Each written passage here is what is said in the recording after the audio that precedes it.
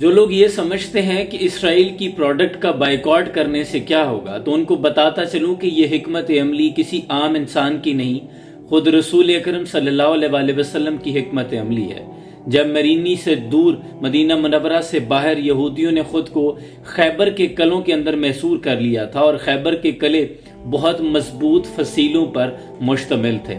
اس کے آس پاس کی دیواریں اور فصیلیں اس قدر مضبوط تھی اور اس علاقے کی ساخت ایسی تھی کہ بقیہ زمین نیچے تھی اور خیبر کے قلعے اونچائی پر واقع تھے۔ ان کی سازشوں سے تنگ آ کر جب نبی اکرم صلی اللہ علیہ وآلہ وسلم نے اپنے لشکر سمیت ان پر یلغار کی تو مشکل تب پیش آئی کہ جب یہ اگر نیچے سے تیر بھی برساتے تو تیر لوٹ کر واپس آ جاتے، پتھر بھی پھینکتے تو پتھر واپس آ جاتے۔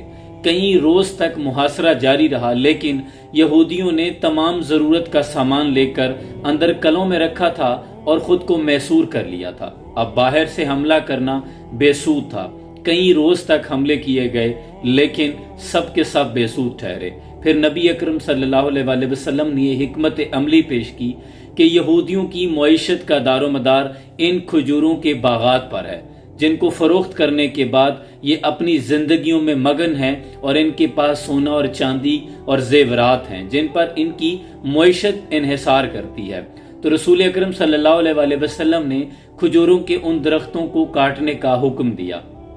جب کھجوروں کے وہ درخت کاٹے گئے تو پھر یہودیوں کے حوصلے پست ہونا شروع ہوئے۔ پھر وہ آپس میں چیم گوئیاں کرنے لگے کہ اگر یہ درخت ہی ختم ہو گئے تو پھر یہاں رہنے کا کیا فائدہ۔ پھر اس پر بہت سے یہودیوں نے سرنڈر بھی کر دیا اور بہت سے مارے گئے۔ اس طرح رسول اکرم صلی اللہ علیہ وآلہ وسلم نے حکمت عملی کے ساتھ پہلے ان کی معیشت کو کمزور کیا، ان کے حوصلے پست کیے، ان کی وہ خوشحال زندگی کو تباہ کیا، ان کی کمر توڑی۔ اسی طرح کا ملا جلا تاثر آج بھی ہے۔ آپ اگر اسرائیل کو بد دعائیں دیں تو بد دعائیں وہاں نہیں پہنچ رہی، پتھر بھی ماریں، چیخیں ماریں تو وہاں تک نہیں پہنچ رہی۔ وہ مضبوط قلعوں میں ہیں اور عام آدمی کر بھی کچھ نہیں سکتا۔ اس کے پاس تو وہ ہتھیار بھی نہیں جو فاسفورس وہاں گرائی جا رہی ہے فلسطین پر۔ اگر آپ وہاں جہاد کے لیے بھی جاتے ہیں تو خود فلسطین کے لوگوں کے لیے مشکل کھڑی کر دیں گے۔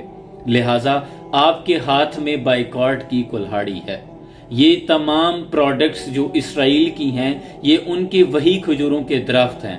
اگر آپ ان کو کاٹنا شروع کر دیں تو یقیناً اس کے اثرات ضرور پہنچیں گے۔ اس لیے ہر مسلمان کو چاہیے کہ ان تمام مصنوعات کا بائیکاٹ کرے جن کا ڈائریکٹ انڈائریکٹ تعلق اسرائیل سے ہے، اور کوشش کریں کہ یہ ساری پروڈکٹس آپ کے گھر میں نہ آئیں۔ آپ کو فلسطین کے بچے یاد آنا چاہیے، تو خدا کے لیے اتنا تو کریں۔ اللہ فرماتا ہے کہ جو مسلمان جتنی چھوٹی سی بھی نیکی کرے گا تو وہ ضائع نہیں جائے گی۔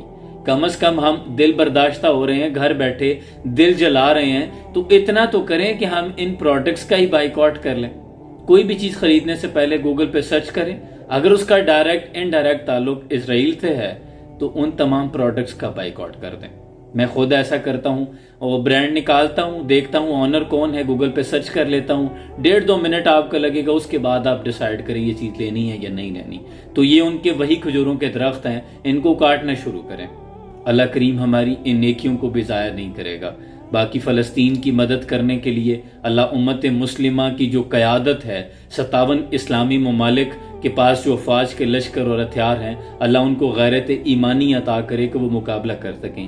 عام انسان اس میں کچھ نہیں کر سکتا سوائے وہ صرف بولنے کے اور دل میں برا سمجھنے کے، اور یہ ایمان کے نیچے والے درجے ہیں۔ سلام پہنچے۔